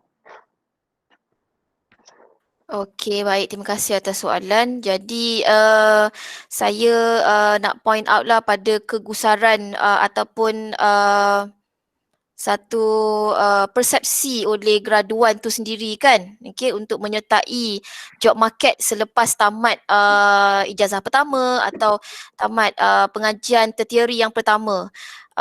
Jadi kalau kita lihat bilangan pengangguran ni meningkat daripada 47,000 orang kepada uh, nilai yang sangat tinggi 826,000 orang, okey. So memang ini akan menimbulkan satu persepsi. Jadi kita kena lihat juga unemployment ini sebenarnya ada beberapa jenis. Okey, sebenarnya ada 6 jenis pengangguran lah yang utama. Yang biasa adalah frictional unemployment, pengangguran sementara seperti new entrance dalam job market, job leavers ataupun job hoppers yang menganggur secara sementara untuk berpindah dari satu pekerjaan ke satu pekerjaan lain, technological unemployment, pengangguran akibat kesan daripada penggunaan teknologi yang menggantikan tenaga manusia, and then we have cyclical unemployment ni biasa berlaku akibat economic recession ataupun economic depression. Okey, jadi kesan pengangguran ini memang biasalah berlaku pada economic cycles, tapi what we need to concern adalah bagi sesebuah negara bagaimana dia mereka perlu menangani atau meningkatkan lagi kualiti tenaga kerja. Okey, jadi itu adalah tugas kerajaan sebenarnya, menyediakan fasiliti, menyediakan informasi, menyediakan hub-hub pengetahuan ataupun maklumat kepada graduan, tak kira lah graduan ataupun school leavers. Okey, dari segi pada pandangan saya sebagai seorang pendidik, saya sebagai seorang pendidik lah rather than pensyarah. Kalau pensyarah dia one way saja. Pendidik ni pada saya nak pada saya lah sebagai bimbingan juga kepada student-student saya dalam berapa belas tahun saya hampir 20 tahun lah kot saya menceburi bidang pendidikan daripada swasta hinggalah kepada pendidikan universiti awam ini. Pada pandangan saya, graduan tu sendiri perlu mengambil self-initiative. Maksudnya lebih proaktif dan melihat kepada perkembangan pasaran kerja sekarang. Okay. Di UiTM, saya sering menegaskan kepada pelajar-pelajar saya, kita bukanlah menghasilkan graduan untuk makan gaji semata. Maksudnya kita menghasilkan graduan untuk yang bukan saja berkebolehan untuk melaksanakan tugas yang diberi, tetapi juga mencipta pekerjaan. Maksudnya juga menjadi seorang usahawan dan bukan saja mencipta produk, menjalankan inovasi, membangunkan perniagaan, tetapi juga menyumbang kepada ekonomi negara melalui mencipta peluang kerjaya, peluang pekerjaan. Jadi elemen ini perlu ditanam pada setiap diri graduan. Okey, graduan untuk generasi sekarang ni lah, okey, macam generasi Z macam anda semua ni, okey, yang memang berperanan merupakan generasi penyambung, okey, yang merupakan pemimpin masa hadapan untuk Malaysia. Jadi what you all need to know, okey, dan saya sendiri sebagai ibu bapa lah, okey, kepada generasi Z ini, saya berpendapat sebagai seorang graduan ataupun bakal graduan perlu ada additional skills. Ini memang biasalah, okey, pertambahan kemahiran tu sendiri, perlu mencari inisiatif. Okey, kita tahu sekarang ekonomi kita bukan hanya linear economy, tahu linear economy berbanding circular economy. Linear economy tu one way, daripada production sampai ke end product, sampai ke consumers, itu saja. Tapi sekarang kita circular. Circular maksudnya dia reuse, recycle and waste management. So itu adalah elemen penting yang kita perlu tahu. Dan tambah lagi kita sekarang dah berada di dalam Industrial Revolution 4.0, okay, IR 4.0. Jadi kita ingat lambat lagi, kita baru nak bersedia ke arah IR4, tapi sebenarnya kita dah berada di dalam IR4 dan kita dah perlu belajar dan implement industri 4.0. Jadi bila cakap pasal industri 4.0 yang paling dekat sekali yang kita sudah tentu digital economy. Okey, kita kata benda tu beberapa bulan yang lepas, tahun lepas kita mungkin tak pernah terfikir yang kita akan melalui fasa virtual classroom, dan kita dah tanpa COVID ni juga telah mencepatkan lagi berlakunya revolusi industri pada saya lah. Okey, jadi untuk cabaran untuk pensyarah juga, okey, mengimplementasikan satu platform virtual, okey, yang lebih komprehensif untuk menyampaikan ilmu kepada pelajar. Maknanya benda ni memang sangat mencabar, okey. Kemudian bagi graduan tadi, macam saya sebut tadi, seiring dengan IR4 yang kita telah alami sekarang dan berada sekarang, so lucky that we are now in that era, okay, that kita akan belajar banyak, okay, should take note on the revolution in the digital economy, okay, bila cakap digital economy akan meliputi keseluruhan lah way of life, okay, seperti digital marketing, apa lagi, dan ekonomi, dan kita tak boleh bertumpu lagi kepada mainstream economy, kita pun ada gig economy, okay, jadi banyak alternatif dan cabang-cabang cabang-cabang dalam skills dan human development yang perlu diteroka oleh graduan tu sendiri. Okay, jadi jangan jangan menyalahkan ataupun jangan meletakkan kesalahan kepada keadaan semasa menyebabkan kita menganggur ke apa. Sebenarnya graduan itu sendiri perlu, of course ini datangnya peranan pensyarah, pendidik untuk menambahkan lagi motivasi pelajar lah sebenarnya untuk lebih mencari ilmu, menambahkan kemahiran, okay, dan so that sebenarnya dia subjektif. Okay, saya ada ramai pelajar yang tamat saja first tertiary education, terus nak kerja tak berminat untuk menyambung pengajian lagi, okay, terus bekerja. Ada yang selepas sekolah, tamat sekolah menengah memang tak nak tak nak menyambung pengajian, terus bekerja. Tapi satu lagi peranan pendidik dan juga ibu bapa serta kerajaan dan inisiatif oleh pelajar sendiri ialah perlu mengetahui pentingnya ilmu, okey, dan kemahiran. Jadi continuation lifelong learning itu sangat perlu jugalah, okey, ditekankan dalam setiap diri individu, terutamanya graduan. Itu pada pandangan saya. Terima kasih. Dengar Baik, tak agaknya? terima kasih Dr. Farida. Dengar, jelas. Terima kasih Dr. Farida.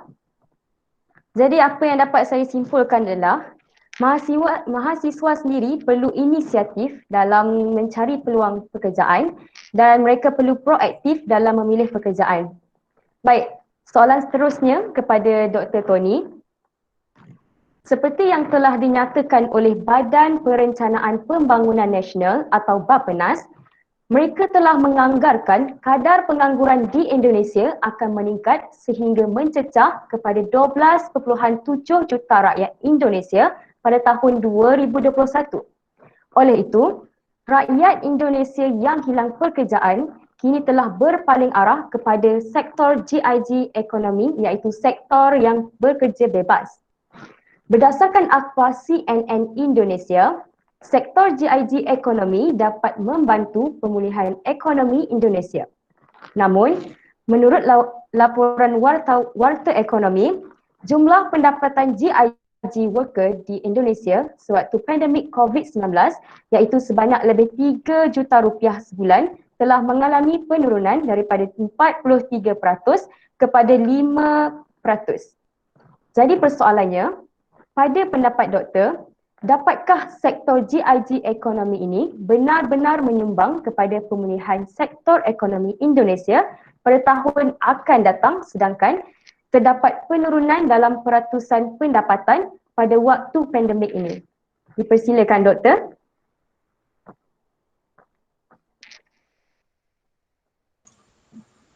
Baik, terima kasih. Jadi di Indonesia sendiri kita mengenal adanya program pemulihan ekonomi nasional gitu ya. Ini tujuannya adalah untuk membantu meningkatkan daya beli dari masyarakat yang terkena dampak COVID-19. Dan salah satu dampak terberatnya adalah banyak PHK atau pemutusan hubungan kerja, gitu ya. Jadi banyak pekerja di Indonesia itu yang diberhentikan, gitu ya, karena adanya COVID-19. Kemudian mau tidak mau mereka harus berusaha atau dipaksa melakukan aktivitas usaha, termasuk mereka akhirnya mau tidak mau bekerja di sektor di Indonesia istilahnya informal sektor, gitu ya, GIG ekonomi, gitu ya. Dan sektor informal sendiri itu sudah, atau GIG ekonomi sendiri sudah sejak berbagai kasus yang lalu, gitu ya, COVID, sejak krisis tahun 98 pun itu juga sebagai penopang ekonomi di Indonesia, karena memang jumlah sektor formal di Indonesia terbatas. Nah, mau tidak mau karena penduduk Indonesia besar, sehingga mereka sebagian besar harus lari ke GIG ekonomi tadi. Dan GIG ekonomi atau informal sektor tadi itu sudah di Indonesia sendiri sudah terbukti keampuhannya, gitu ya, sudah terbukti kemampuannya dalam mengentaskan kemiskinan maupun memenuhi kebutuhan dari masyarakat. Cuman memang kesadaran di Indonesia sendiri untuk melakukan aktivitas usaha atau wirausaha itu masih kecil, gitu ya. Kalau misalnya kita lihat dari data, gitu ya, wirausaha di Indonesia atau entrepreneur di Indonesia itu masih sekitar 3% dari total jumlah penduduk. Padahal di negara lain sudah sangat besar, gitu ya. Di Malaysia sendiri sudah mencapai 5%, gitu. Walaupun penduduknya tidak sebanyak Indonesia, tetapi capaian entrepreneur di Malaysia itu sudah mencapai 5%. Dan di Indonesia entrepreneur, terutama untuk yang kecil-kecil, itu identik dengan GIG ekonomi. Dan di Indonesia sendiri GIG ekonomi atau kegiatan informal itu mencapai sekitar hampir 60%, gitu ya, 60% dari aktivitas ekonomi.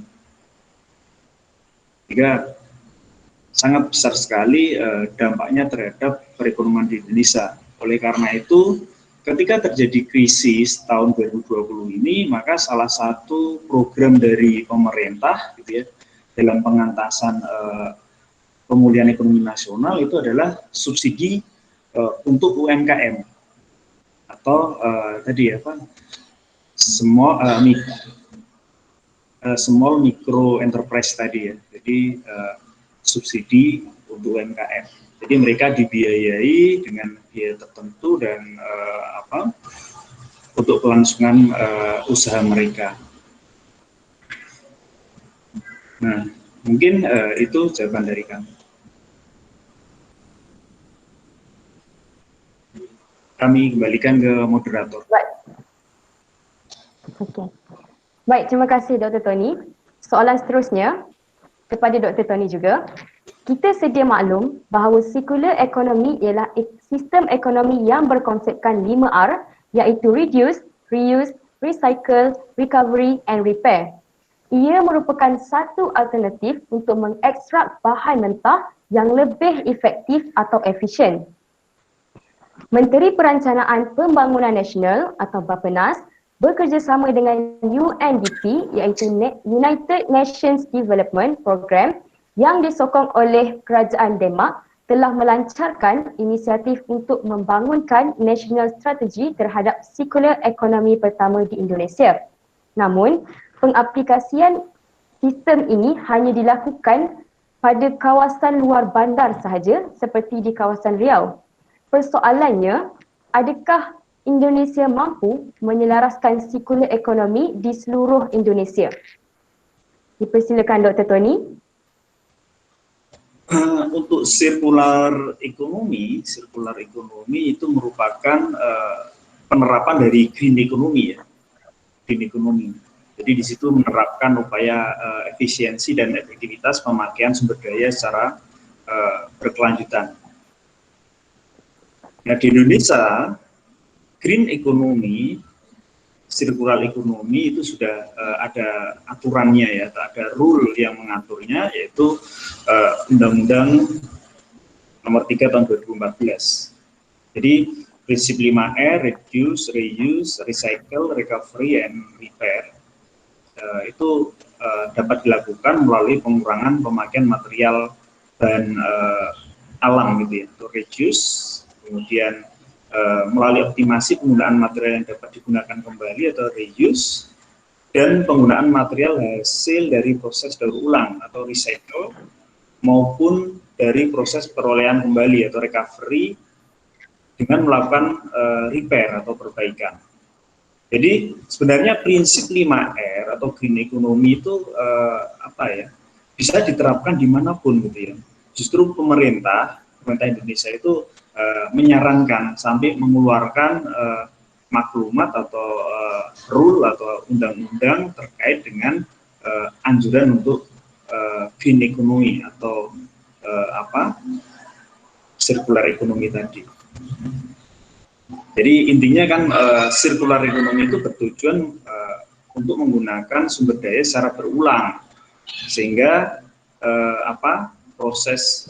prosesnya lebih efisien, kemudian sampahnya juga bisa digunakan kembali, kemudian menggunakan sumber daya seminimal mungkin, sehingga dampak positifnya adalah kerusakan alam, kerusakan lingkungan itu bisa diminimumkan karena adanya reuse tadi, sehingga limbah juga semakin terbatas, dan recycle, recovery limbah itu juga memiliki value atau nilai. Jadi di situ nanti kita sebenarnya sudah tidak mengenal sampah lagi karena semuanya akan berputar terus, sehingga perekonomian akan lebih efisien, penggunaan sumber daya juga lebih efisien, dan nantinya juga bisa mendorong berbagai energi alternatif yang sifatnya green economy tadi. Ekonomi harus terus tumbuh atau harus terus berkembang, tetapi sebaiknya harus diiringi dengan kelestarian dari lingkungan, sehingga pembangunan berkelanjutan akan tetap berjalan. Nah, mungkin itu menurut saya terkait dengan circular economy. Jadi sebenarnya bukan beban gitu ya.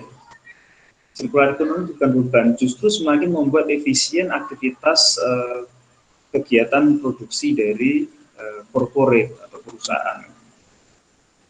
Oke, terima kasih moderator. Baik, terima kasih Dr. Tony. Seterusnya soalan kepada Dr. Farida berkenaan dengan topik pelaburan. Baiklah, soalan ini akan ditujukan kepada Dr. Farida. Seperti yang kita tahu, pada 12 Januari 2021, Perdana Menteri Malaysia Tan Sri Muhyiddin Yassin telah menyampaikan pengisytiharan darurat terhadap negara Malaysia. Namun, pada 13 Januari 2021, Bursa Malaysia tidak menunjukkan sebarang penurunan terhadap pelaburan saham Malaysia.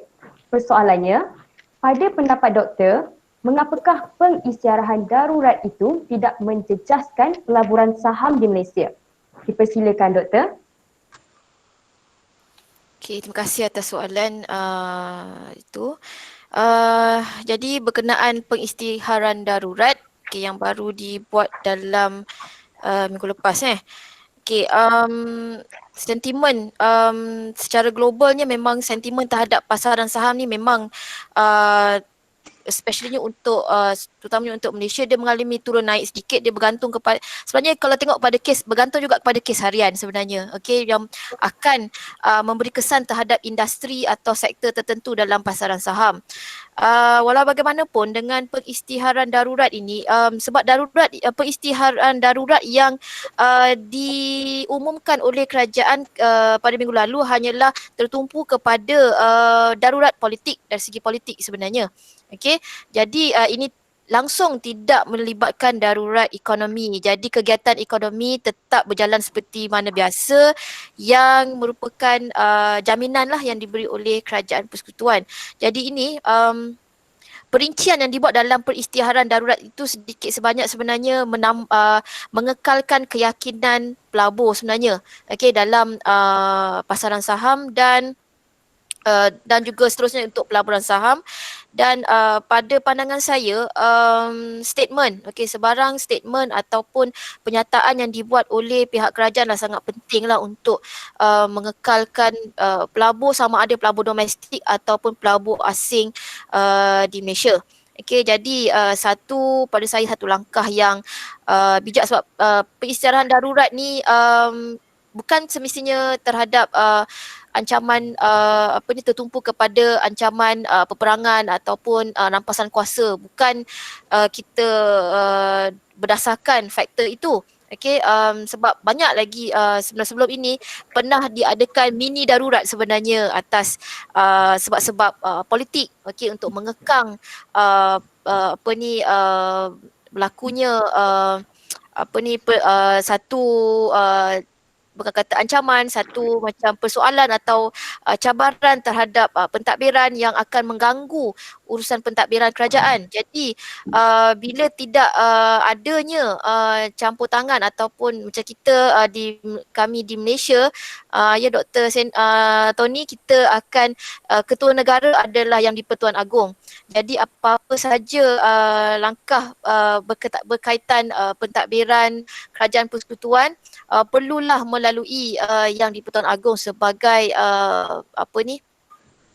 pentadbir utama lah, pentadbir kerajaan utama yang meluluskan apa-apa saja undang-undang atau proklamasi yang melindungi kesejahteraan rakyat. So dalam situasi sekarang inilah situasi keselamatan rakyat dan kesejahteraan rakyat dalam menghadapi pandemik ini.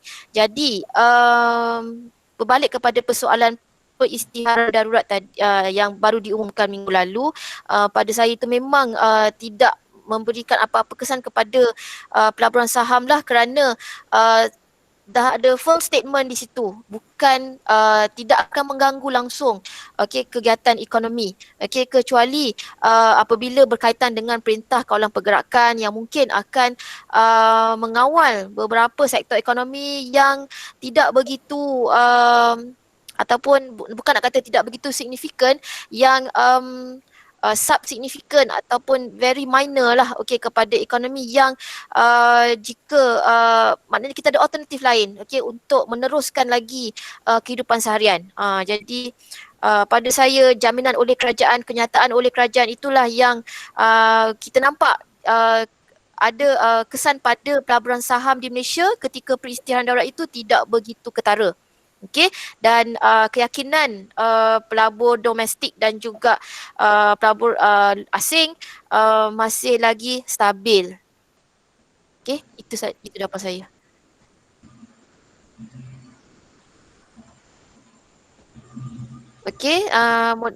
Kembali kepada moderator.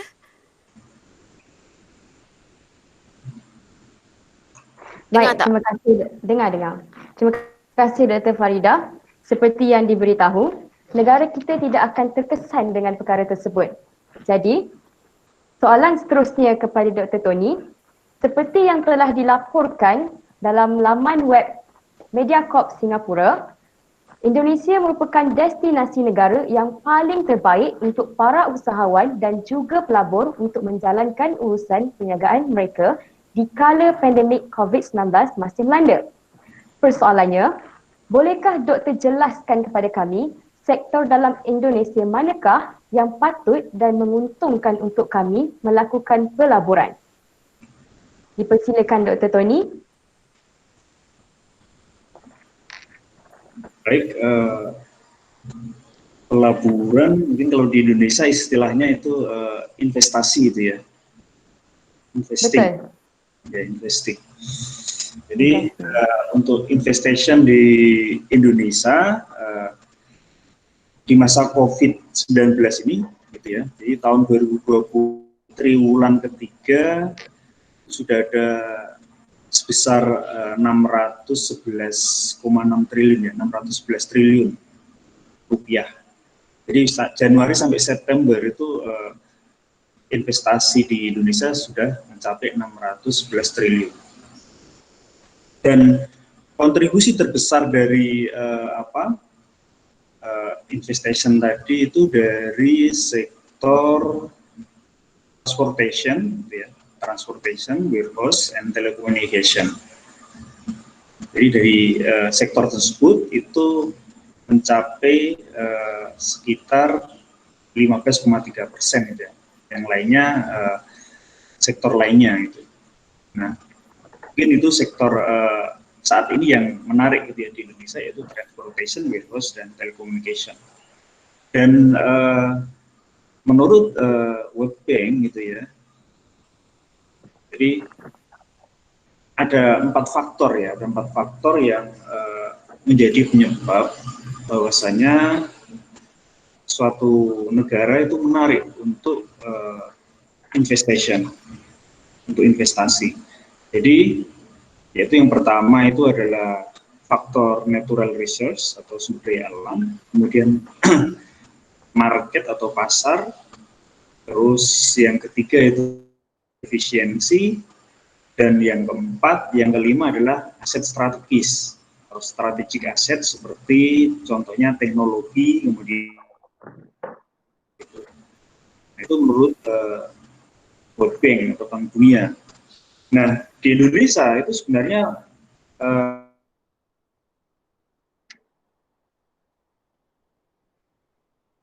ada 650 emiten. Jadi ada 650 public company di Indonesia ya, yang listing di IDX. Dan kapitalisasinya itu mendekati sekitar 500 miliar US dollar atau sekitar 7.350 triliun rupiah. Jika sebenarnya kita juga sangat potensial untuk menjadi salah satu capital market yang besar di Asia juga gitu ya. Terus selain itu juga potensi Indonesia yang sangat besar itu adalah faktor potensi demografi gitu ya, kependudukan. Jadi jumlah penduduk Indonesia itu sekitar 260 sampai 270 juta. Tentunya ini menjadi modal human resource dan sekaligus sebagai pasar konsumen atau consumer market.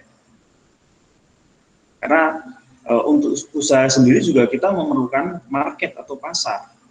Dan kita punya penduduk yang besar, jadi di satu sisi merupakan sumber daya manusianya atau human resource, kemudian di sisi lain itu merupakan consumer market juga. Itu poin kedua. Terus poin ketiga, untuk pemerintahan yang sekarang, jadi di era kepemimpinan dari Presiden Joko Widodo itu orientasi dari pembangunan infrastruktur sangat besar. Jadi kita sangat konsen untuk membangun infrastruktur dan transportasi. Jadi selama kepemimpinan Presiden Joko Widodo ini banyak jalan-jalan yang sudah dibangun ya, jalan tol itu, jalan bebas hambatan, kemudian pelabuhan dan sebagainya. Sehingga itu juga merupakan pertimbangan tersendiri bagi investor untuk menanamkan dananya ke Indonesia. Mungkin itu gambaran dari saya kembalikan ke moderator.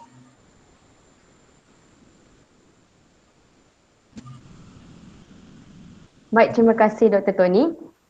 Disebabkan kita kekangan masa, jadi saya ingin membuka ruang kepada penonton yang menyertai program ini untuk mengemukakan sebarang persoalan. Anda semua boleh bertanya secara terus dengan membuka mic atau letakkan soalan pada chat box di Google Meet ini.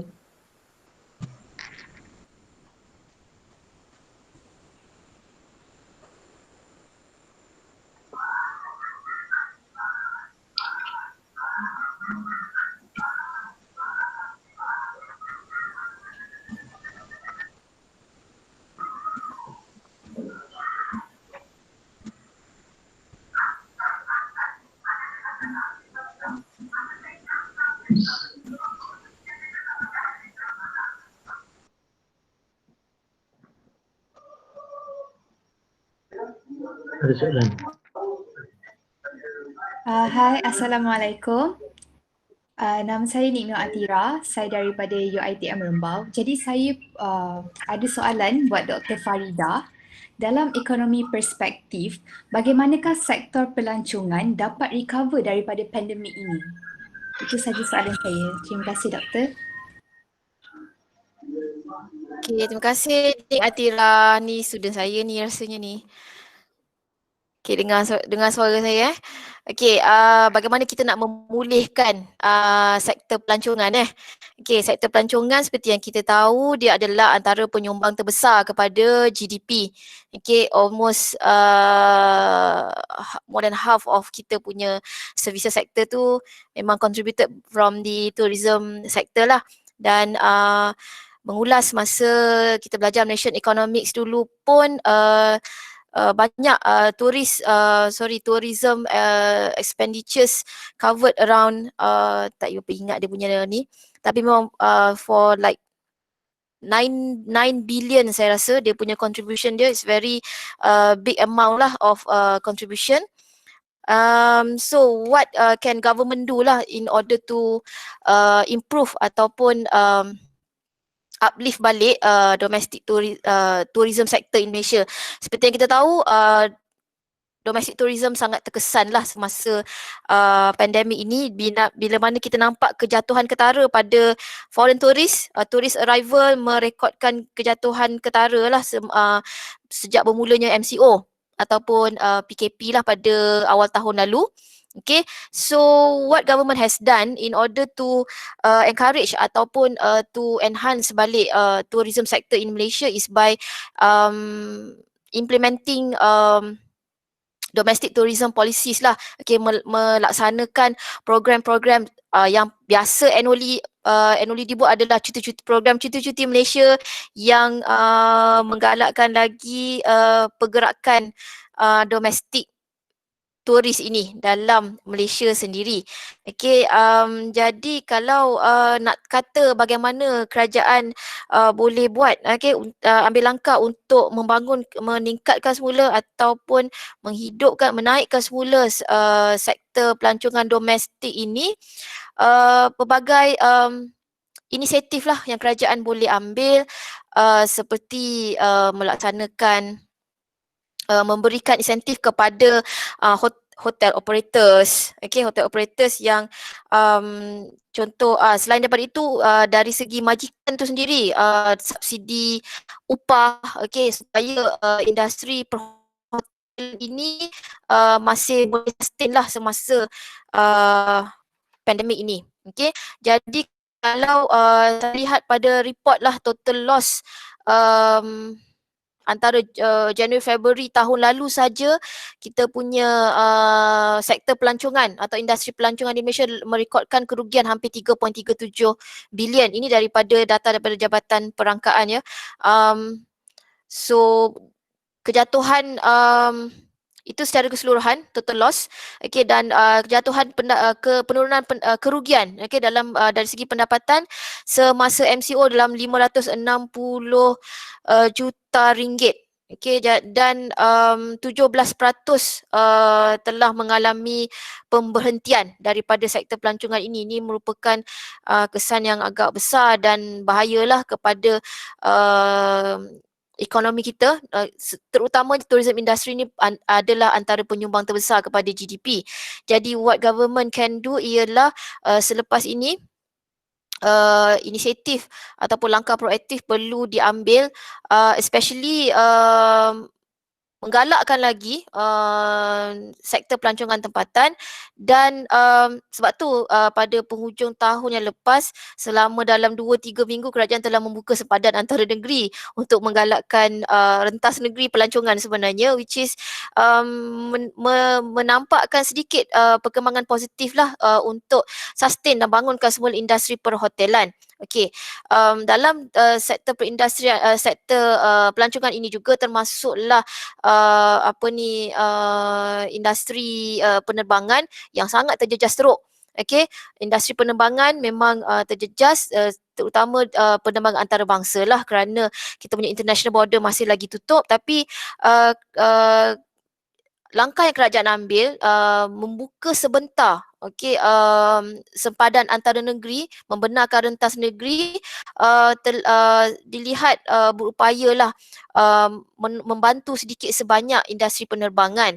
Okey, tapi walau bagaimanapun impak yang kita nampak, kesan daripada pembukaan rentas negeri ini adalah kes jangkitan yang semakin meningkat. Jadi sebenarnya pada pandangan saya like macam try and error juga sebagai eksperimen. Apakah kesan pembukaan sempadan kepada sektor tourism, dia akan ada melibatkan pros and cons lah. Okey, positive way adalah sektor industri pelancongan akan sedikit sebanyak dia akan recover sedikit, tapi kesan dia sebab kita masih belum lagi pulih daripada wabak ini dan vaksin pula masih pada peringkat awal, belum sampai lagi fasa ketiga, belum lagi digunakan lagi, belum lagi mencapai, belum lagi difinalisekan pun perjanjian antara negara dengan negara. Jadi kita tak pernah jangka bilakah pandemik ini akan betul-betul berakhir. Jadi for tourism industry ni, they have to sit back, they have to think of alternative, macam mana kerajaan juga perlu mengambil langkah proaktif lah, bagaimana kita nak jana balik langkah-langkah yang baik untuk membantu sektor pelancongan. Itu pada pandangan saya. Baik, terima kasih Dr. Farida. Terdapat satu soalan untuk Dr. Tony daripada Siti Hajar. Adakah Indonesia berpotensi menjadi seperti China, banyak mengeluarkan produk pada harga yang rendah kerana jumlah sumber manusia yang ramai dan pelaburan yang semakin meningkat? Dipersilakan Dr. Tony.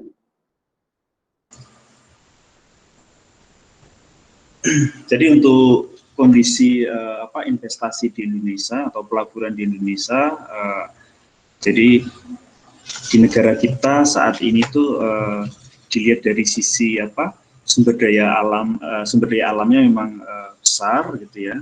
Kemudian sumber daya manusia atau human resource juga besar.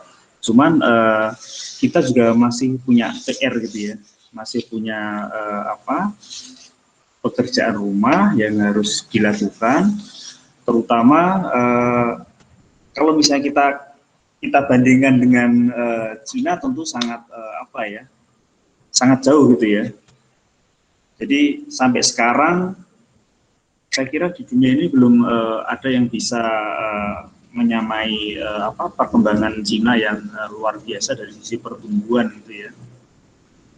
Jadi dari sisi teknologi kita juga masih tergantung dari pihak luar negeri, kemudian sebagian alat-alat gitu ya, alat-alat, mesin-mesin itu juga kita masih tergantung dari luar, sehingga saya kira kalau dalam jangka pendek ini kita belum bisa menyamai perkembangan perekonomian dari negara Cina. Dan kualitas dari human resource di Indonesia sendiri juga masih perlu ditingkatkan lagi gitu ya, sehingga agar akselerasi dari perkembangan perekonomian di Indonesia itu bisa semakin cepat. Oke, moderator. Baik, terima kasih Dr. Tony. Saya rasa tiada lagi soalan daripada kita punya penonton. Baik, kita teruskan lagi sesi kita dengan sesi bergambar. Jadi diminta semua penonton untuk membuka kamera supaya dapat melancarkan lagi sesi bergambar pada malam ini. Okey, semua ready ya? 1, 2, 3.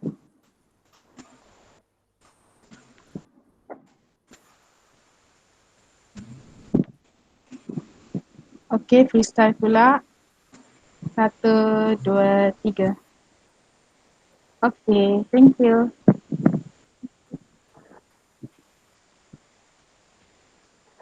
Baik, terima kasih kepada Dr. Tony dan Dr. Faridah kerana sudi meluangkan masa anda. Jadi saya ingin menjemput kedua-dua panel kita untuk memberi sepatah dua kata dan nasihat sebelum kita akhiri sesi kita pada malam ini. Dipersilakan Dr. Tony terlebih dahulu. Terima kasih, Doktor. Oke, jadi krisis tahun 2020 ini sangat berat gitu ya, sangat berat. Walaupun begitu tentunya kita tidak boleh untuk putus asa. Kita harus selalu menjaga protokol kesehatan, dan yang terutama adalah kesehatan. Yang saat ini kesehatan itu sangat penting sekali ya. Ketika kesehatan kita nggak memperolehnya, yang lainnya itu seperti tidak bermakna gitu ya. Walaupun kita punya harta, punya mobil, punya saving atau tabungan yang besar, tapi ketika kita nggak sehat, tentunya yang lainnya kurang bermakna. Karena itu, menurut saya dalam menghadapi krisis kali ini dan pandemi kali ini, karena sampai sekarang obatnya belum dia belum ada obatnya, maka kita perlu antisipasi gitu ya. Jadi upaya preventif untuk menjaga kesehatan kita. Karena seperti dijelaskan oleh Dr. Faridah tadi, bahwasanya faktor kesehatan itu juga akan mempengaruhi perekonomian juga. Itu pula sebaliknya, perekonomian juga bisa berdampak pada sektor kesehatan. Baik, terima kasih. Seterusnya Dr. Faridah. Okey, daripada saya ingin mengulas samalah juga macam Dr. Tony sebut tadi, semuanya apa yang penting dari segi pihak kerajaan adalah health economics lah, bagaimana menguruskan kesihatan awam yang baik supaya dapat menjamin human capital yang berkualiti lah, sebab apa yang lebih penting ialah sekarang kita dah berada dalam era pandemik ini, kita memang kena hadapi, jadi kesihatan itu adalah yang utama. Okey, kemudian moral kita pun perlu dipertingkatkan lagi, maksudnya semangat kita tu sendiri, and then what happen next, itu yang kita perlu concern lah, yang kita perlu ambil kira what happen next, what might be happening next, because next 5 to 10 years, perlu diingat bagi umur-umur anda ini yang sekarang berumur 20 tahun, next 5 to 10 years sangat penting, sebab itu adalah umur anda umur bekerja, working age. Okay, working age yang dengan tertiary education. So mana-mana negara pun, baik Indonesia maupun Malaysia, akan bergantung kepada golongan belia seperti anda semua. Jadi anda adalah sumber utama negara. Okey, jadi kena sentiasa mengambil, memotivasikan diri, memikirkan segala inisiatif yang terbaik untuk berdaya saing dalam pasaran, dalam dunia global yang lebih sudah pasti akan bertambah-tambah mencabar lagi lah. Okey. Itu daripada saya lah.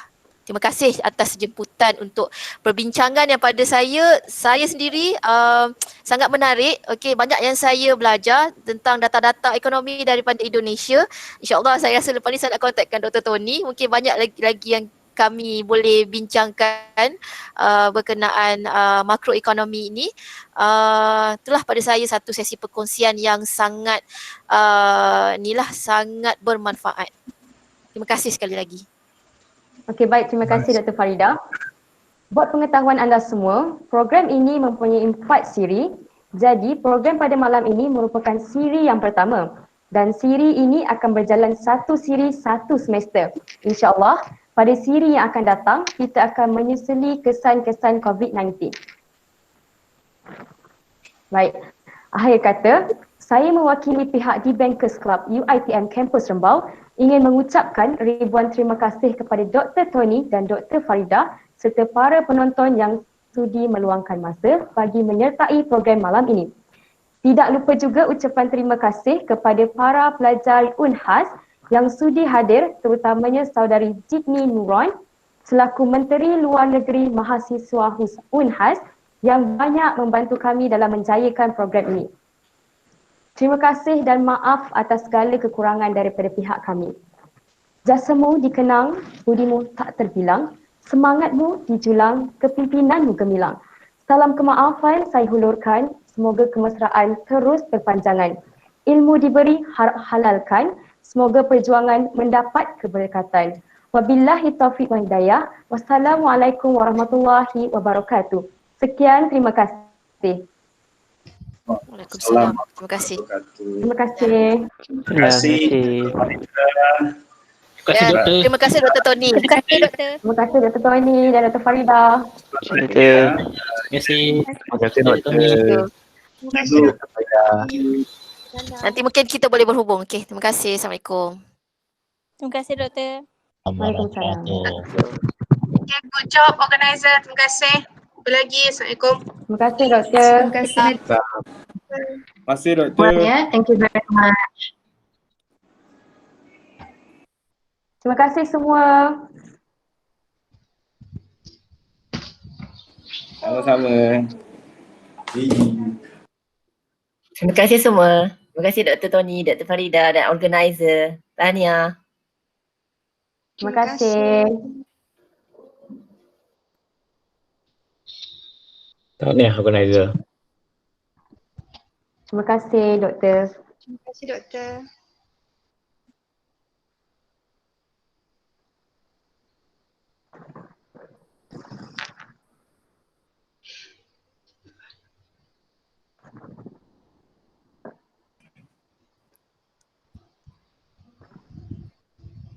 Dah. Kita tunggu semua left.